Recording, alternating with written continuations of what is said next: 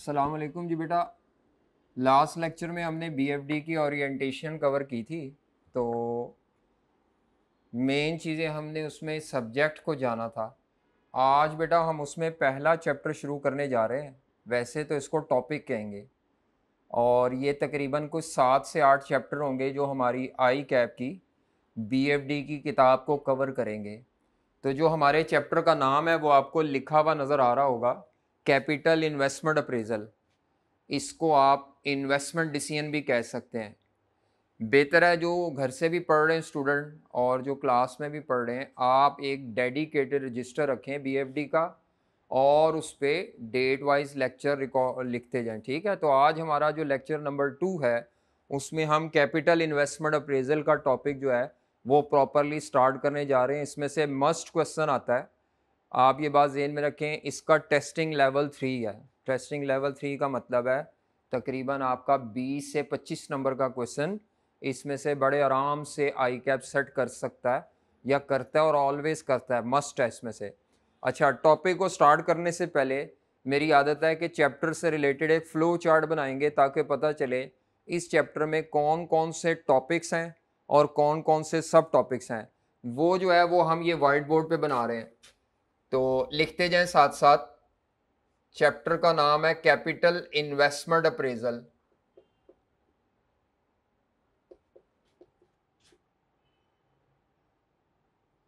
Last में क्या ये नजर आ रहा है जी, कैपिटल इन्वेस्टमेंट अप्रेजल। इसी चैप्टर को लॉन्ग टर्म डिसीजन मेकिंग भी कहते हैं।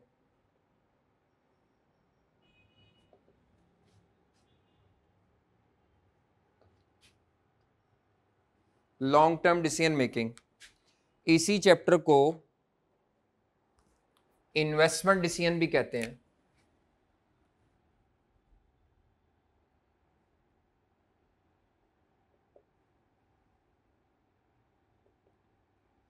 इन्वेस्टमेंट डिसीजन, इसमें मेजर आपने यही एडवाइस करना होगा कि कंपनी कुछ एसेट्स में, किसी फैक्ट्री में, किसी प्लांट में, किसी व्हीकल में, किसी नए बिजनेस में इन्वेस्टमेंट करना चाह रही होगी। आपने ये एडवाइस करके बताना है कि कंपनी को कैपिटल इन्वेस्टमेंट करनी चाहिए कि नहीं करनी चाहिए। तो अगर इस चैप्टर को हम देखें या इस पूरे एरिया को देखें तो इसमें 2 मेन एरियाज हैं। लोकल इन्वेस्टमेंट्स की डिसीजन मेकिंग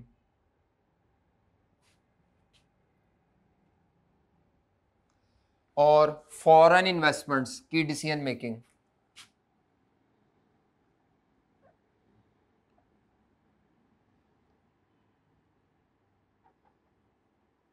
लोकल इन्वेस्टमेंट्स की डिसीजन मेकिंग और फॉरेन इन्वेस्टमेंट्स की डिसीजन मेकिंग।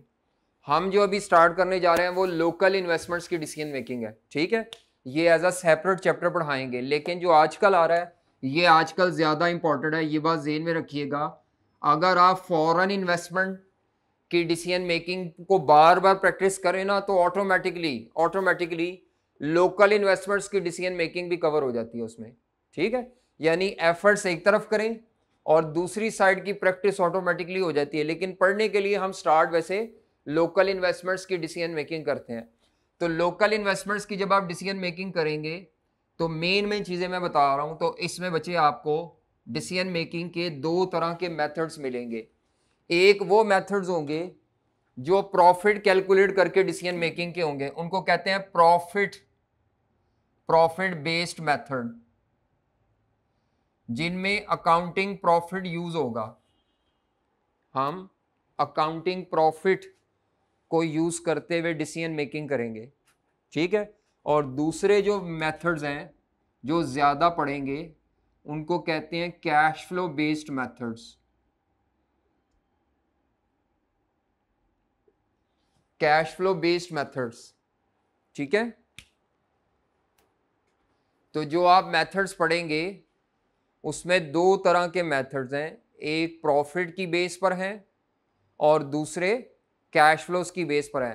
प्रॉफिट की बेस पर एक ही मेथड है और उस मेथड का नाम है accounting rate of return, short form में कहते हैं ARR, accounting rate of return. ये प्रॉफिट की बेस पे डिसीजन मेकिंग का मेथड है और आज हम इसको कवर कर लेंगे। बहुत छोटा सा है, आप ये बात ध्यान में रखें, इसकी जो हैसियत है शायद आज तक वैसे कभी नहीं आया, इसकी हैसियत बेचारे की 3 से 5 नंबर से ज़्यादा की नहीं है, इसीलिए आई कैप इसको पढ़ाने के लिए बता तो देता है लेकिन ये वैसे एग्ज़ाम में आया नहीं। ठीक है, तो ये बात ज़हन में रखें। अब आप ये ना समझे कि आएगा नहीं, करना सब कुछ है लेकिन मैं आपको इंपॉर्टेंस बताता जाऊंगा। अच्छा, जो कैश फ्लो बेस्ड मेथड्स हैं उसमें हमारे पास हैं, पहला मेथड है इसमें, उसको कहते हैं पे बैक पीरियड मेथड, जो सबसे आसान है। पे बैक पीरियड फ्लो चार्ट बना लें ताकि आपको पता चले कि हम क्या क्या पढ़ रहे हैं जी। पे बैक मेथड, पे बैक पीरियड मेथड है पहला, कैश फ्लो बेस्ड। इसकी आगे से 3 टाइप्स हैं। पे बैक पीरियड 3 तरह का होता है। सिंपल पे बैक, तो आप पूरे टॉपिक का एक ओवरव्यू ले रहे हैं ताकि जब मैं कोई चीज़ डिस्कस कर रहा हूं तो आपको ये पता हो कि हम क्या पढ़ रहे हैं। चैप्टर ज़्यादा लेंथी है, मतलब टॉपिक बहुत लेंथी है। अब लेंथी टॉपिक होने का नुकसान ये है कि मैं पढ़ा रहा हूँ और आपके पता नहीं सर कौन सा टॉपिक क्या पढ़ा रहे हैं। वैसे मैं आई कैप के चैप्टर भी रेफर करता रहूँगा। तो पे बैक पीरियड में एक है सिंपल पे बैक पीरियड, एक है bail out, BAIL, bell out पे बैक पीरियड, और तीसरा है discounted pay back period.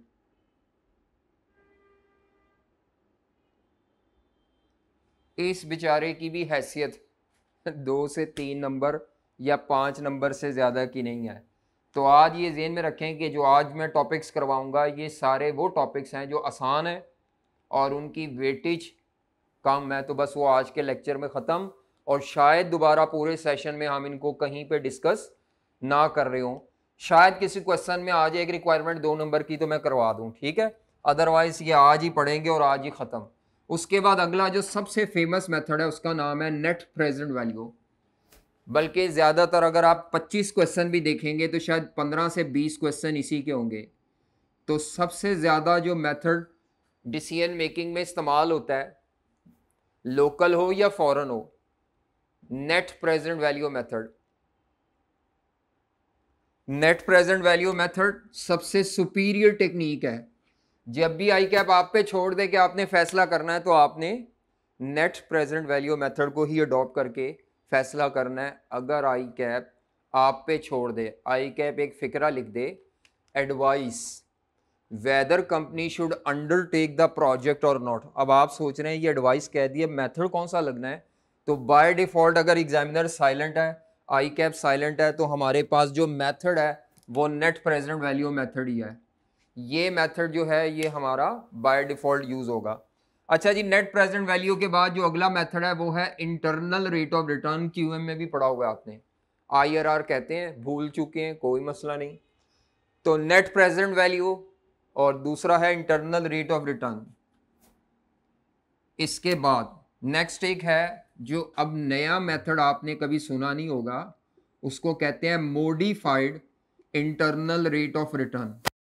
IRR की कुछ खामियां हैं, उन खामियों को कवर करने के लिए एक और मेथड है मॉडिफाइड IRR।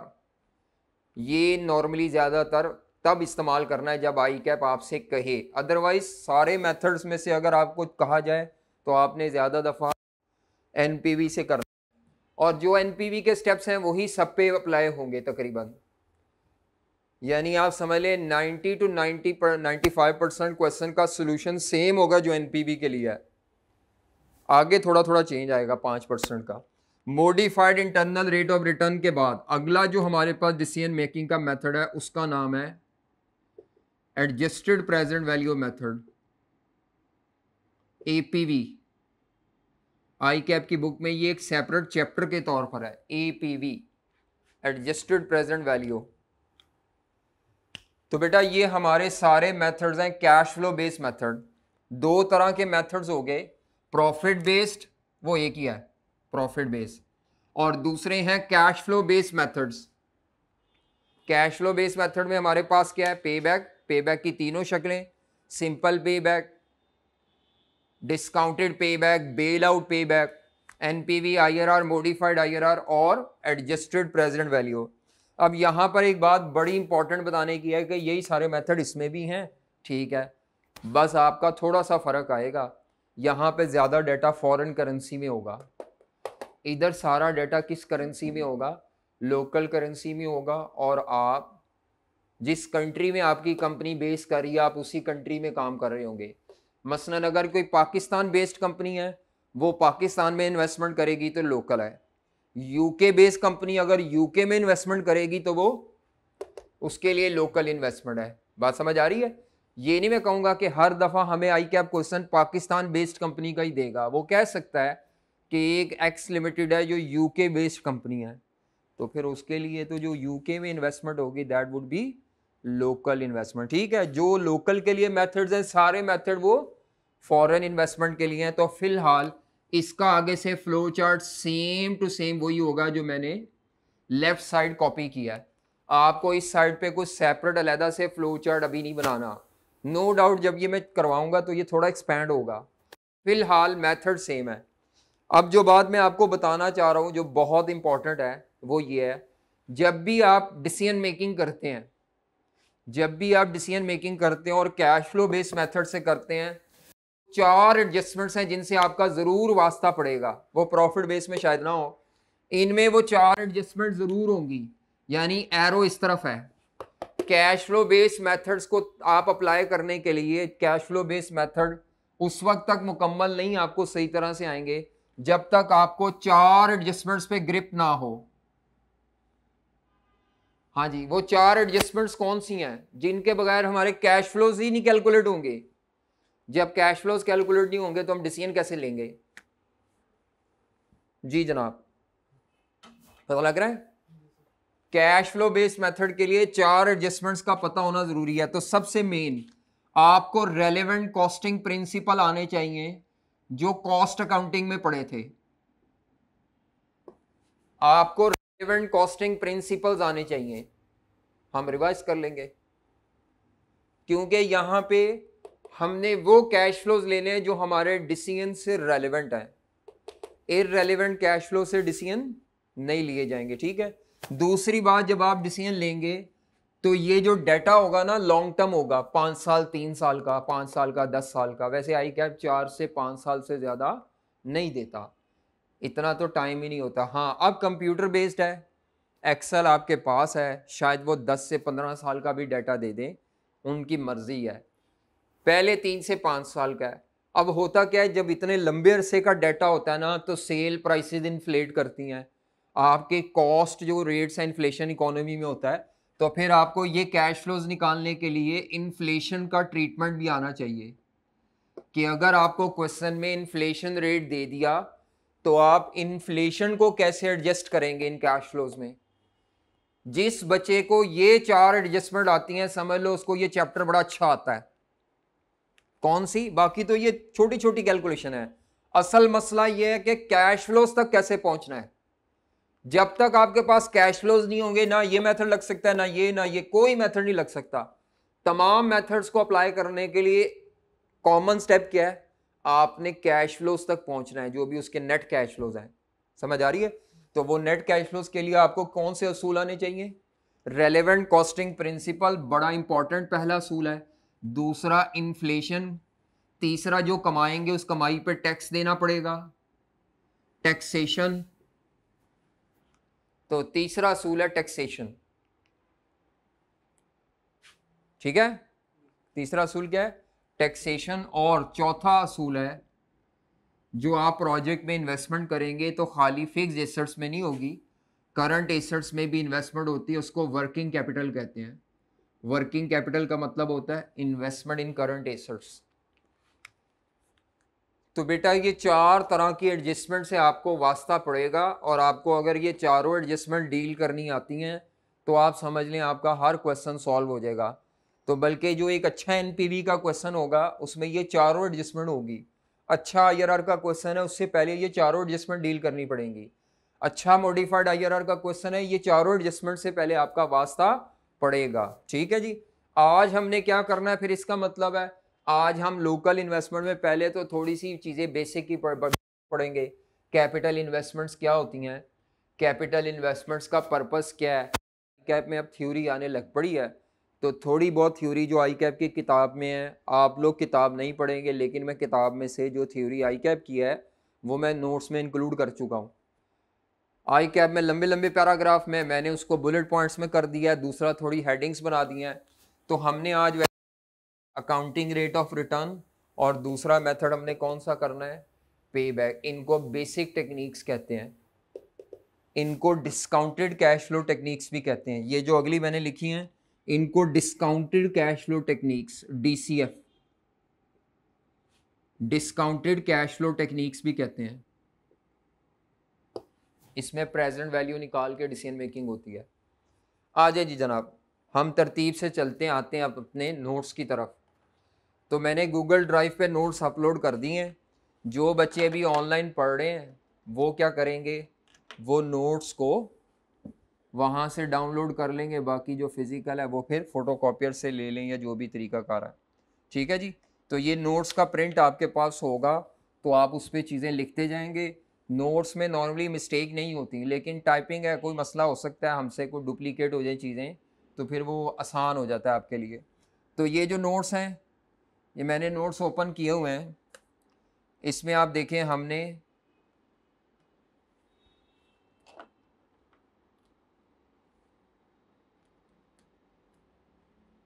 आते हैं हम नोट्स की तरफ अपने ज़रा। जब आप नोट्स का स्टार्टिंग देखेंगे तो आपको इस तरह की लिस्ट मिल रही होगी, ठीक है, ताकि आपको पता चले इस चैप्टर में क्या क्या डिस्कस हो रहा है। ये हमारा लर्निंग ऑब्जेक्टिव 1 है, लर्निंग ऑब्जेक्टिव 1 है, ये हमारा लर्निंग ऑब्जेक्टिव 1 है। ठीक है। तो लर्निंग ऑब्जेक्टिव 1 में से आपने कुछ भी याद नहीं करना सिवाय इसके कि ये जो प्रोसेस है कैपिटल इन्वेस्टमेंट अप्रेजल का प्रोसेस, इसकी ज़रा थ्योरी देख लीजिएगा, स्टेप्स ये थोड़ा आप याद कर लें। तो अगर हम आते हैं तो पहला लर्निंग ऑब्जेक्टिव है कि कैपिटल इन्वेस्टमेंट्स अप्रेजल का इंट्रोडक्शन क्या है, दूसरा अकाउंटिंग रेट ऑफ रिटर्न, तीसरा पे बैक एंड सो ऑन। तो सारे चैप्टर की लर्निंग आउटकम्स लिखे हुए हैं। अब मैंने जो एडजस्टेड प्रेजेंट वैल्यू मेथड बताया था वो यहाँ मैं नहीं डिस्कस करूँगा। मैं जो आपको करवा रहा हूँ वो चैप्टर 2 से 5 तक आई कैप की बुक का, ये कौन सा चैप्टर है, ये आई कैप की बुक का चैप्टर नंबर 2 से लेकर 5 तक है बेटा। ठीक है। क्योंकि सारा कुछ ही मैं एक उसमें हैंड आउट में रख दूंगा तो फिर वो आहिस्ता आहिस्ता आपका इंटरेस्ट लूज़ होता जाता है और आप लूज़ करते जाते हैं कि अच्छा वही चल रहा है अभी तक। आ जाए जी जनाब, सबसे पहले हल्की फुल्की डिस्कशन है जी। कैपिटल इन्वेस्टमेंट्स किसे कहते हैं, तमाम वो ऐसी इन्वेस्टमेंट जिसमें आपको जो फ्यूचर इकोनॉमिक बेनिफिट होंगे ना, फ्यूचर इन्फ्लोज आएंगे, वो 1 साल से ज़्यादा के होंगे। Future economic benefit for more than 1 year, ऐसी इन्वेस्टमेंट्स को कहते हैं कैपिटल इन्वेस्टमेंट्स। कैपिटल इन्वेस्टमेंट्स की एग्जांपल यहाँ पे क्या लिखी है, जैसे मिसाल के तौर पे वो कहता है आप प्लांट और मशीन में इन्वेस्टमेंट कर रहे हैं, या आप एक नई फैक्ट्री इस्टेब्लिश कर रहे हैं, या चलता हुआ एक नया, बल्कि एक नया बिजनेस इस्टेब्लिश कर रहे हैं, आप अपनी प्रोडक्शन कैपेसिटी को एक्सपेंड करना चाहते हैं, तो आपके पास पहले 5 प्लांट्स हैं, छठा प्लांट आप और ख़रीद रहे हैं। उसके अलावा उसने कहा है कि आपकी एक पुरानी मशीन है जो अपनी लाइफ के शायद एंड पर हो, तो आप उस मशीन को अच्छी नई मशीन से रिप्लेस करना चाह रहे हैं। ये तमाम एग्जाम्पल जो है ना, इवन एक रनिंग बिजनेस एक्वायर करना चाह रहे हैं, इसको हम मर्जर एक्विजिशन में भी पढ़ेंगे। तो ये सारी एग्जाम्पल्स कैपिटल इन्वेस्टमेंट्स में आएंगी। जस्ट आपने रीडिंग करनी है, याद वहाँ करना है जब मैं कहूँगा, अदरवाइज आपने मेन रीडिंग करनी है। यहाँ क्रैमिंग वाला एलिमेंट फार्मूले हैं या स्टेप्स होंगे, बाकी बहुत कम है। तो पहला लर्निंग ऑब्जेक्टिव जो हम पढ़ रहे हैं कैपिटल इन्वेस्टमेंट्स की डेफिनेशन, उसके अलावा कैपिटल इन्वेस्टमेंट्स क्यों करता है कोई भी बिजनेस, उसकी क्या वजह होती है।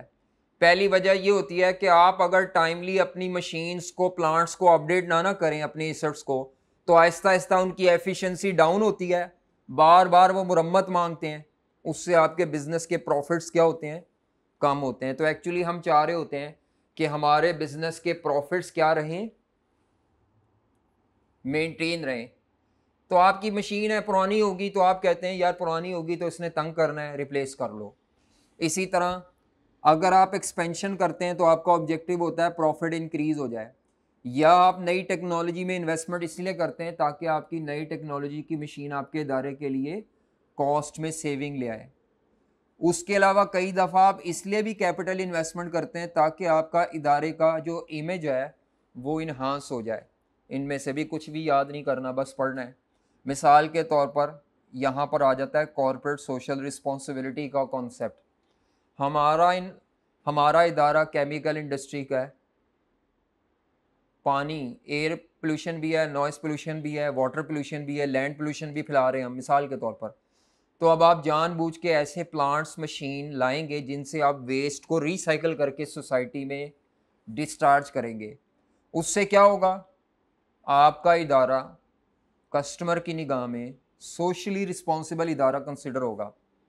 CSR क्या है, कॉर्पोरेट सोशल रिस्पॉन्सिबिलिटी। तो आज के दौर में कोई भी इदारा जो इन्वायरमेंट को डैमेज करके प्रॉफिट कमा रहा है, अपनी प्रोडक्ट बेच रहा है, उसका लॉन्ग टर्म सर्वाइवल या जिसको कहते हैं सस्टेनेबल फ्यूचर, वो बिल्कुल डाउटफुल है, रिस्क पर है। तो इसीलिए इदारा क्यों इन्वेस्टमेंट्स करता है, ताकि वो इदारा अपने इमेज को जहाँ जहाँ उसमें प्रॉब्लम आ रही है उसको ओवरकम कर सके। ऐसी इन्वेस्टमेंट्स करके कोई अल खिदमत फाउंडेशन है जैसे, उस तरह के, वो तो है ही चैरिटेबल, तो लेकिन कुछ इस तरह के इदारे हैं जैसे वापडा का हॉस्पिटल है फिरोजपुर रोड पे। अब वापडा का काम तो बिजली और ये सारा कुछ है, लेकिन उन्होंने हॉस्पिटल क्यों बनाया है, ताकि वो अपने एम्प्लॉयज़ और दूसरे लोगों की वेलफेयर के लिए काम कर सकें। शरीफ मेडिकल कॉम्प्लेक्स, इस तरह के मैं मिसाल दे रहा हूँ। अब शरीफ का मतलब नवाज शरीफ से ताल्लुक़ ना जोड़ें हैं कि सर ने नवाज शरीफ का ताल्लुक़ किया है, ये इर्रिस्पेक्टिव ऑफ पॉलिटिकल इंटरेस्ट है, समझाने के लिए है। बाज़ ऐसे इदारे हैं जो कमर्शियल हैं लेकिन उन्होंने क्या किया है, अपने एम्प्लॉयज़ के लिए और सोसाइटी की वेलफेयर के लिए कोई ना कोई एजुकेशनल, कोई ना कोई चैरिटेबल हॉस्पिटल टाइप बना दिया है। ये उन इदारों की कैपिटल इन्वेस्टमेंट है, ठीक है। जैसे अखुवत एक इदारा है, अखुवत का काम क्या है, अखुवत का काम क्या है, छोटे पैमाने पे लोन देना, जिसको माइक्रो फाइनेंस कहते हैं। अब वो अखुवत जो है वो कर्जे देता था, वो फाइनेंशियल इंस्टीट्यूशन था, लेकिन अब उन्होंने एक यूनिवर्सिटी बना लिया जहाँ पे लोग आते हैं, पढ़ते हैं और उनकी फ़ीस वहाँ से पे होती है, जो भी डोनेशन और सदक़ात खैरात की अमाउंट है, लेकिन बाद में उन पर ऑब्लिगेशन होती है, जब वो जॉब लग जाएंगे तो वह अखुवत को कंट्रीब्यूट करेंगे। ये सारी इदारों की कैपिटल इन्वेस्टमेंट है जो अखुवत ने यूनिवर्सिटी बनाई है, मिसाल दे रहा हूँ। अच्छा जी, कैपिटल इन्वेस्टमेंट्स की क्या खूबियाँ होती हैं। सबसे पहली बात, जब भी कोई इदारा कैपिटल इन्वेस्टमेंट करेगा तो प्रोजेक्ट के स्टार्ट पे लाजमी कोई ना कोई एसेट परचेज होंगे, लाजमी 1 2 4 5 एसेट्स की परचेज लाजमी है। और वो एसेट की लाइफ 1 साल नहीं होगी, बल्कि उन एसेट्स की लाइफ क्या होगी, ज़्यादा साल होगी। ये सारा डाटा हमारे क्वेश्चन में होगा। उसके अलावा एसेट खरीदने के लिए थोड़े पैसे नहीं लगने, अच्छे खासे पैसे आपको स्पेंड करने पड़ेंगे, जिसको हम आम जबान में कहते हैं अच्छे थबंटू लगाने पड़ेंगे, ठीक है। उसके बाद नेक्स्ट क्या है, जो भी आपको उससे आएगा वो आपके बिजनेस के एग्जिस्टिंग प्रॉफिट के अलावा होगा, एडिशनल कमाएंगे आप। अगली खूबी क्या होती है, जब वो प्रोजेक्ट एंड होगा तो उसके जो एसेट्स हैं वो हम स्क्रैप कर देंगे, उनको डिस्पोज ऑफ कर देंगे। नेक्स्ट, प्रोजेक्ट में खाली फिक्स एसेट में इन्वेस्टमेंट नहीं होगी, बल्कि करंट एसेट्स में भी इन्वेस्टमेंट होगी, ठीक है। और वो जो करंट एसेट्स में इन्वेस्टमेंट है वो आपके लिए कैश इनफ्लो या आउटफ्लो है। तो वो यही पॉइंट को एक्सप्लेन किया है कि वर्किंग कैपिटल में जो इन्वेस्टमेंट है, मसलन आप इन्वेंट्री ख़रीद के रख लेते हैं अगर प्रोजेक्ट के स्टार्ट पे, तो वो मुफ्त तो नहीं आएगी ना, पैसों से लेंगे। अच्छा, तो अब इसमें से काम की बात हमने क्या पढ़ी, कुछ नहीं, सिर्फ बेसिक अंडरस्टैंडिंग वोकैबुलरी क्रिएट कर रहे हैं। अभी तक हमने पेपर पॉइंट ऑफ व्यू से इसमें कुछ भी नहीं पढ़ा। नेक्स्ट आ जाएँ, हाँ ये पेपर के लिए ज़रा आ सकता है, इस पर हम थोड़ी बात कर लेते हैं। ये पेपर के लिए आपने थोड़ा इसको याद रखना है, इसको पॉइंट आउट कर लें। आपने लर्निंग ऑब्जेक्टिव के नीचे जो हेडिंग होगी वो हेडिंग का नंबर ज़रा नोट कर लेना है कि सर ने कहा था इसको ज़रा ध्यान से पढ़ लेना जी। कैपिटल इन्वेस्टमेंट अप्रेजल किसे कहते हैं, क्योंकि जो आप इन्वेस्टमेंट करेंगे उसमें पैसे थोड़े नहीं लगने, ज़्यादा लगने हैं। तो आप कैपिटल इन्वेस्टमेंट करने से पहले तमाम इन्वेस्टमेंट्स के बारे में ये सिलेक्शन और डिसीजन मेकिंग करेंगे कि हमें कौन सी इन्वेस्टमेंट करनी चाहिए। इस प्रोसेस को process of evaluating and selecting, process of evaluating and selecting the best investment project. Evaluating का मतलब होता है कैलकुलेशन लगे हुए कर करके हम किसी रिकमेंडेशन तक पहुंचेंगे। इवैल्यूएशन कहते हैं कैलकुलेशन के बाद, सिलेक्शन का मतलब है डिसीजन लेना। ठीक है, डिसीजन ऐसा होना चाहिए जिससे हमारा क्या गोल अचीव हो, शेयर होल्डर की वेल्थ मैक्सिमाइज हो। मैंने कल बताया, बार बार इधर फिट करूंगा, ये बातें बार बार फिट करूंगा। तो शेयर होल्डर की वेल्थ मैक्सिमाइज करने का मतलब होता है कंपनी के शेयर की मार्केट वैल्यू आपकी इन्वेस्टमेंट से क्या हो, बढ़े। ऐसा इन्वेस्टमेंट प्रोजेक्ट करना है जिससे शेयर्स की मार्केट वैल्यू इंक्रीज करे।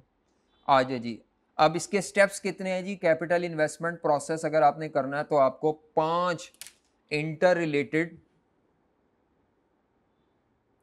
स्टेप से गुजरना पड़ेगा जी।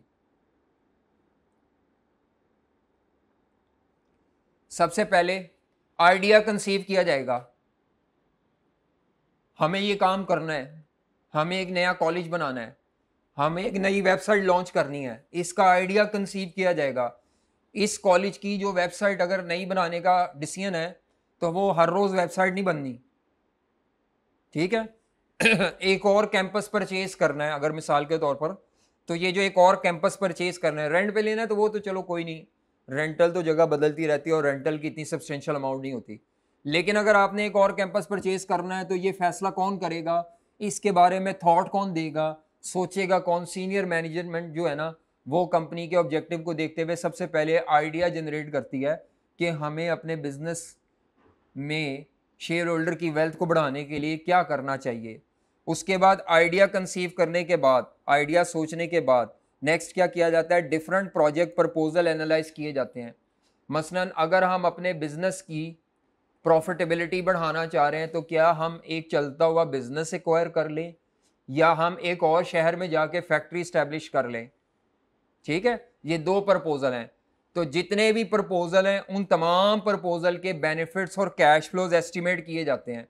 उसके बाद फिर ये देखा जाता है कि उन प्रपोजल में से कौन से प्रपोजल ऐसे हैं जिनको करने के लिए हमारे पास रिसोर्सेज अवेलेबल है, मतलब एम्प्लॉयज़ अवेलेबल हैं, स्किल्स अवेलेबल हैं, पैसा अवेलेबल है, कैपेसिटी अवेलेबल है। तो और वो कौन से रिसोर्सेज है जो नहीं हो सक हैं लेकिन अवेलेबल हो सकते हैं पेमेंट के बाद।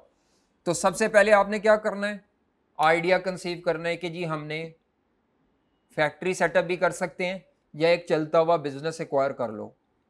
ठीक है, एक नया कॉलेज बना सकते हैं या चलता हुआ कोई कॉलेज प्रेमिसेस के साथ, फर्नीचर के साथ, टीचर्स के साथ क्या कर लो, एक्वायर कर लो। अगर हम एजुकेशन सेक्टर में इन्वेस्टमेंट करना चाहते हैं तो बेटा ये आइडिया जनरेट हुआ है। अब इस आइडिया के फ्यूचर कैश फ्लोज एस्टिमेट किए जाएंगे कि अगले 5 सालों में अगर हम कॉलेज नया एस्टेब्लिश करते हैं तो क्या बेनिफिट्स आएंगे, और अगर चलता हुआ कॉलेज एक्वायर करेंगे तो क्या बेनिफिट्स कॉस्ट हैं, और उसके लिए हमारे पास अवेलेबल रिसोर्सेज क्या हैं। ठीक है, हमें कितने अरसे में अपनी इन्वेस्टमेंट के पैसे रिकवर हो जाएंगे। और उसके बाद आखिर में आपने क्या करना है, मॉनिटरिंग द डिसीजन। यहीं पर आपका वो डिसीजन मेकिंग भी आएगी कि आपने NPV IRR डिफरेंट मेथड से अपनी प्रोजेक्ट्स को एनालाइज करना है कि हमारे लिए वारे में कौन सा ऐसा प्रोजेक्ट है जो सबसे बेहतर है हमारे लिए करना। उसके बाद जब आपने प्रोजेक्ट को इम्प्लीमेंट कर देना है ना, तो इम्प्लीमेंट करने के बाद होती है मॉनिटरिंग। मॉनिटरिंग का मतलब क्या होता है कि आपने उसको इम्प्लीमेंट किया और इम्प्लीमेंट करने के बाद देखा कि हमने जो सोचे हुए थे, प्लान किए हुए थे रिजल्ट्स, क्या वो वाकई हमें उस तरह अचीव हुए।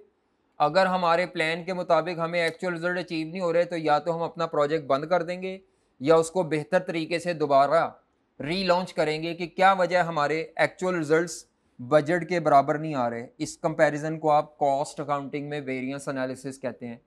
यहाँ पे हम कहेंगे monitoring and conducting post implementation audit. Post audit का मतलब क्या होता है, आपने प्रोजेक्ट इंप्लीमेंट कर लिया, अब आपने ये देखना है कि हम इसमें नाकाम हुए हैं या कामयाब हुए। मेरा ख्याल है बीच में एक स्टेप मिस हो गया इम्प्लीमेंटेशन का, क्योंकि 5 स्टेप लिखे हुए थे, यहाँ पे आपको 4 नज़र आ रहे हैं, तो एक इम्प्लीमेंटेशन का इससे पहले आना है, और फिर उसके बाद ये 5वें नंबर पे आती है monitoring and conducting the post audit. तो चलें ये मैं अपडेट कर दूंगा। 5 स्टेप क्या है? आइडिया सोचा, आइडिया सोचने के बाद हमने क्या किया, हमने देखा इस आइडिया को पूरा करने के लिए हमारे पास क्या क्या प्रपोजल हैं, हमने उन प्रपोजल का डिसीजन लेना है कि उनमें से कौन सा प्रपोजल हमारे लिए एक्सेप्टेबल है, कौन सा प्रपोजल हमारे लिए रिजेक्टेबल है। उसके बाद फिर अपनी जो बेस्ट प्रपोजल है उसके लिए अपने बिजनेस की पॉसिबिलिटीज़ देखी, रिसोर्सेज देखी, फिर उसको इम्प्लीमेंट कर दिया जो बेस्ट प्रोजेक्ट था। इम्प्लीमेंट करने के बाद जो एक्चुअल रिजल्ट्स आ गए उनको अपने प्लान के मुताबिक क्या किया, कंपेयर करके देखा हम कहाँ अच्छे रह गए या हम कहाँ पे नाकाम। यानी अपनी कामयाबी नाकामी का अंदाज़ा आप कहाँ से लगाएंगे, जब आप 5वें स्टेप में अपने एक्चुअल रिजल्ट्स को अपने प्लान से कंपेयर करेंगे। आ जाएं जी, कैपिटल इन्वेस्टमेंट की टेक्निक्स मैं बता चुका हूँ इन्वेस्टमेंट अप्रेजल की, ये हम दोबारा बात नहीं करेंगे। अब आ जाएं जनाब, सबसे पहला मेथड है accounting rate of return. Notes पे बाद में आते हैं, आ जाए वाइट बोर्ड पे दोबारा। अकाउंटिंग रेट ऑफ रिटर्न पहला मेथड।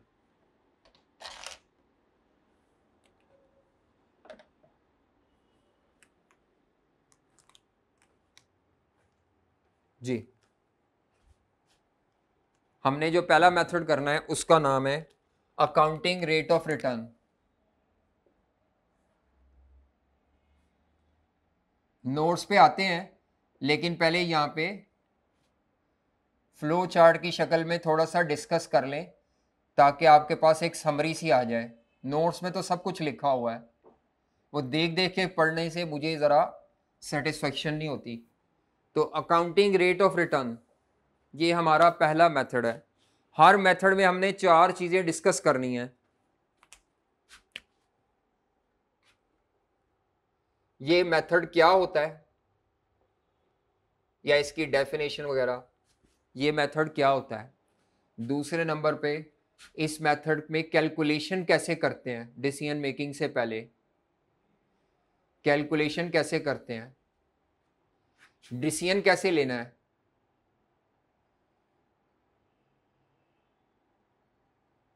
और आखिर में इसके मेरिट्स और डीमेरिट्स, ये आपको याद रखने हैं।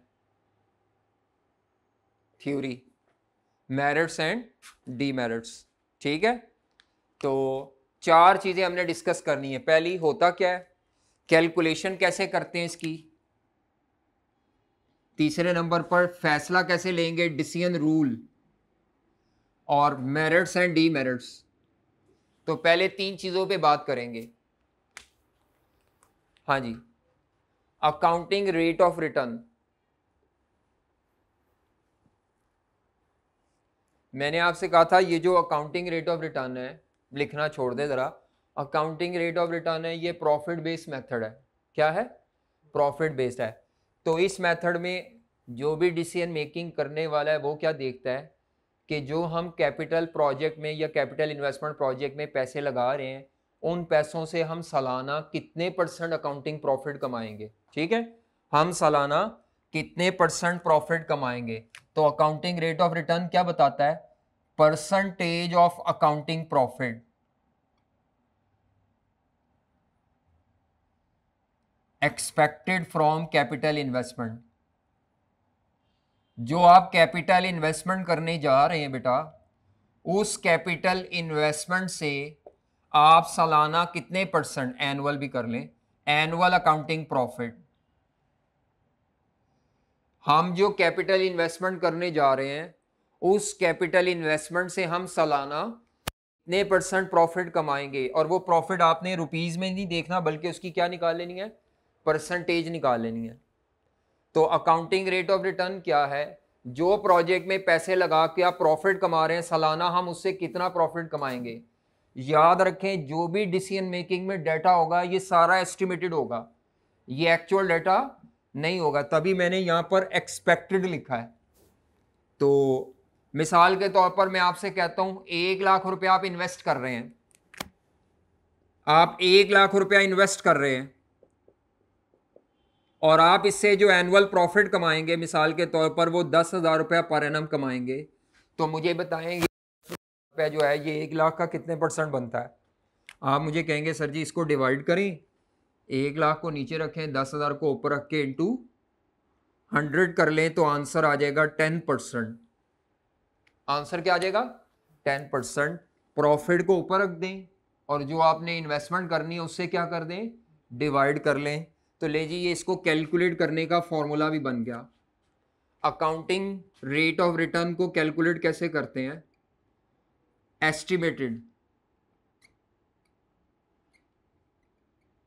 Estimated average annual profit divided by initial investment, जो आप प्रोजेक्ट के स्टार्ट पे पैसे लगा रहे हैं एसेट्स में, इनिशियल इन्वेस्टमेंट इन एसेट्स या जो भी इन्वेस्टमेंट है, इनटू 100, आंसर परसेंटेज में आ जाएगा। Estimated annual profit divided by क्या है? Initial investment. कुछ लोग एतराज करते हैं इसके ऊपर, तो इसका एक और फॉर्मूला भी है कि ऊपर अगर आपने प्रॉफिट एवरेज लिया है तो नीचे इन्वेस्टमेंट भी एवरेज लें। तो अकाउंटिंग रेट ऑफ रिटर्न का दूसरा फॉर्मूला क्या है? ऊपर वाला न्यूमरेटर तो सेम आएगा, न्यूमरेटर सेम आएगा, estimated average annual profit divided by average investment. Like with like करने के ऊपर ये लोग कहते हैं कि नीचे इन्वेस्टमेंट भी एवरेज लें। दोनों फॉर्मूले काबिल कबूल हैं, दोनों फॉर्मूले काबिल कबूल हैं, दोनों में कोई गलती नहीं। आपको क्वेश्चन में वो खुद बताएगा, जिस मेथड से भी करना है वो आपको खुद बताएगा। या तो profit divided by initial investment कर लें या प्रॉफिट डिवाइडेड बाय क्या कर लें, एवरेज इन्वेस्टमेंट। तो ये दो एलिमेंट्स लगाने आपने, बहुत सिंपल सी बात है। नमाज के बाद बाकी करते हैं।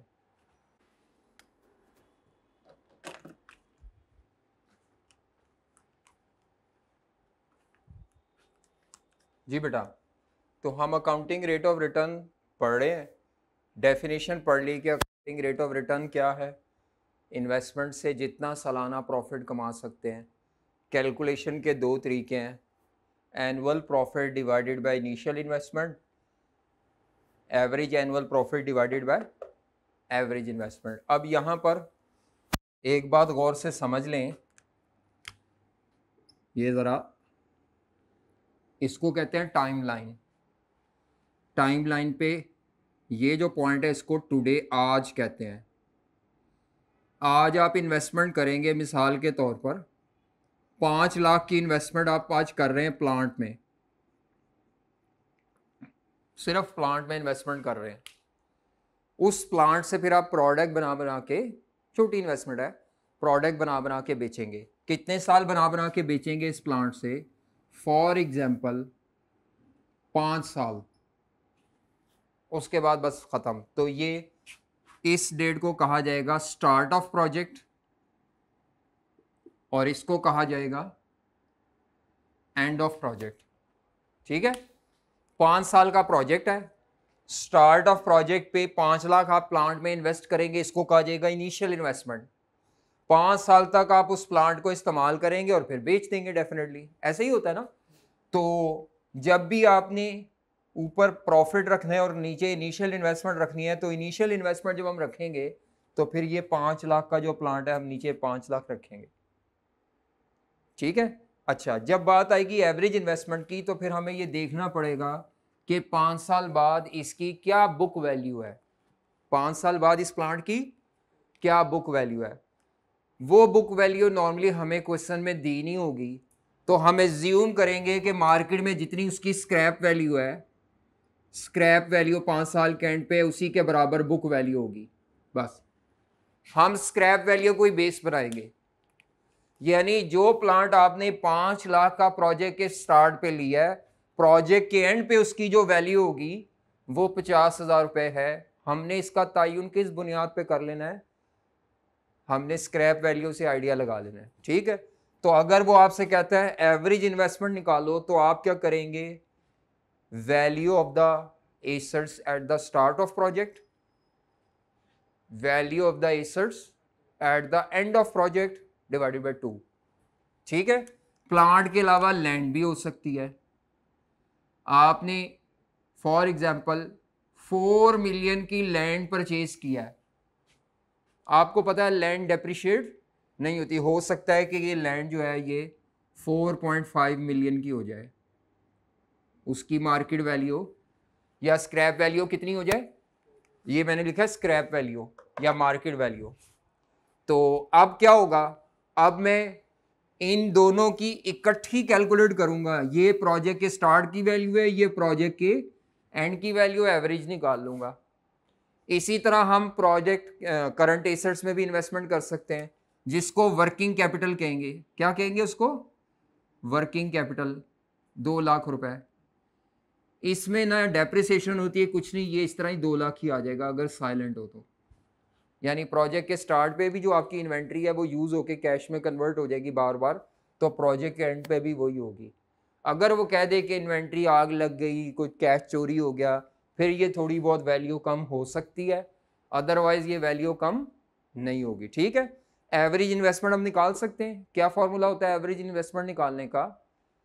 Value of the assets at the start of project plus value of the assets at the end of. इसकी वैल्यू स्क्रैप वैल्यू नहीं होगी, इसकी वैल्यू वही होगी जो यहाँ पे थी, value of assets at the start of project, इसका टोटल, और ये value of assets at the end of project, इसको दोनों को प्लस करके डिवाइडेड बाय क्या कर देंगे? 2।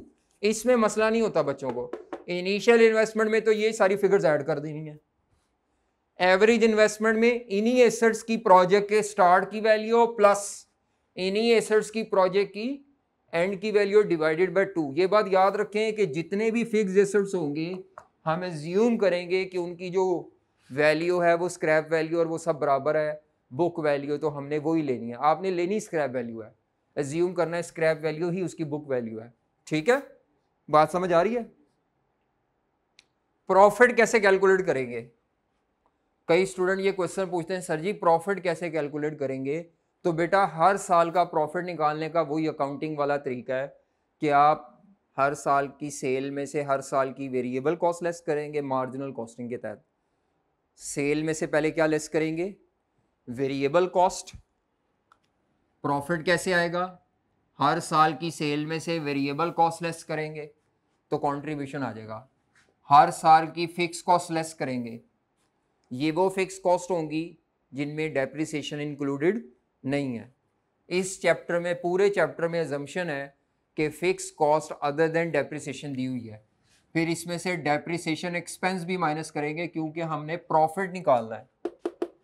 तो प्रॉफिट निकालने का तरीका क्या होगा? Sale minus variable cost minus fix cost minus depreciation.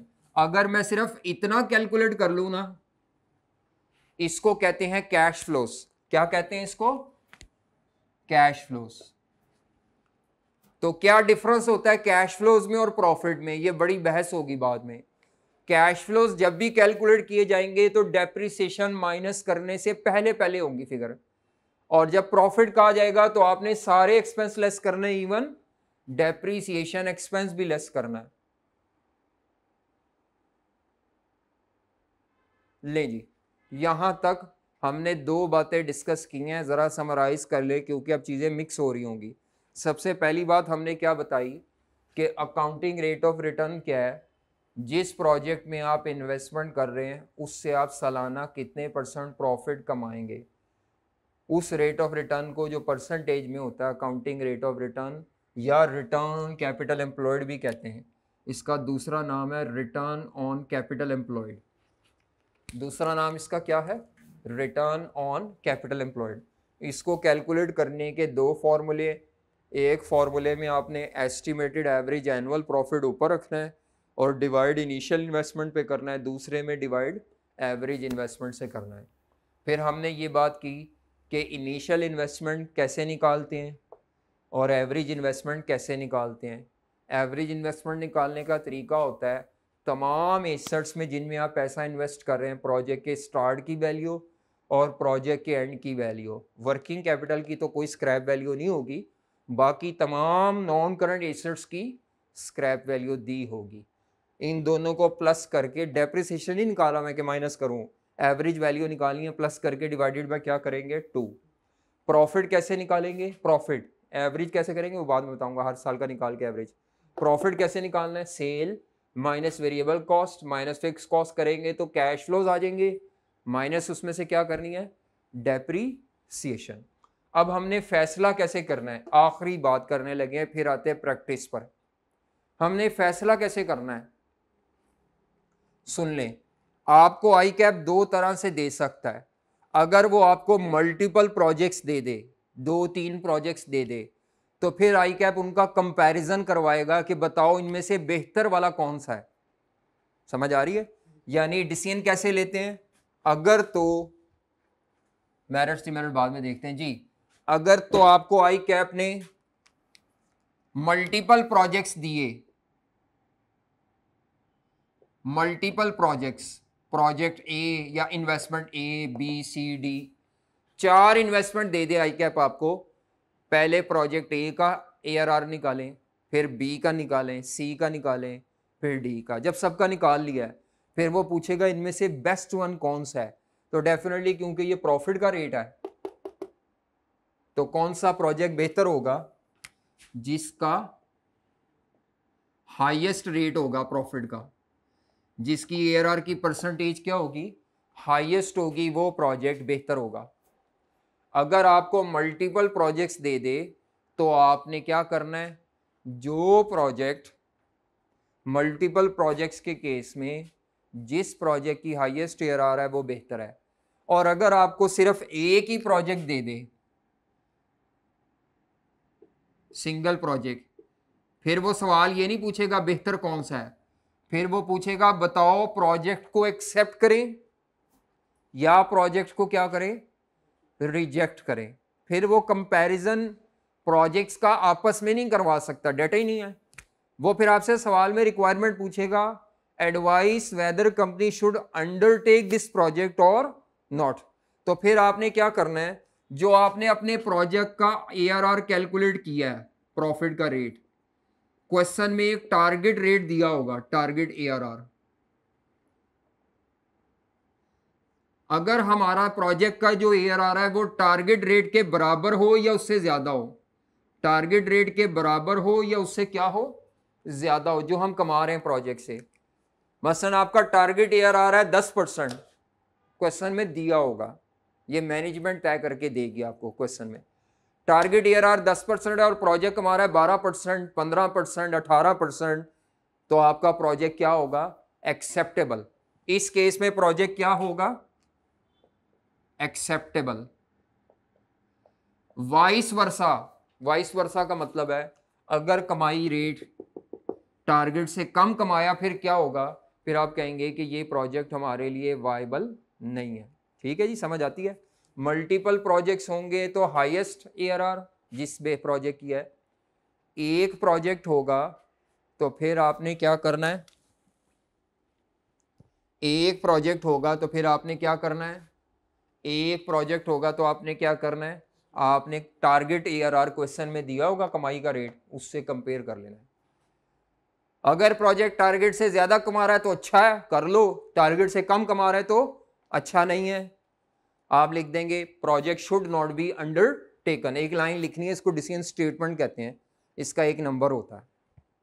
चलें मेरिट्स डिमेरिट्स पर आते हैं। अब हम जरा देख लेते हैं कि हमारे नोट्स में क्या मौजूद है।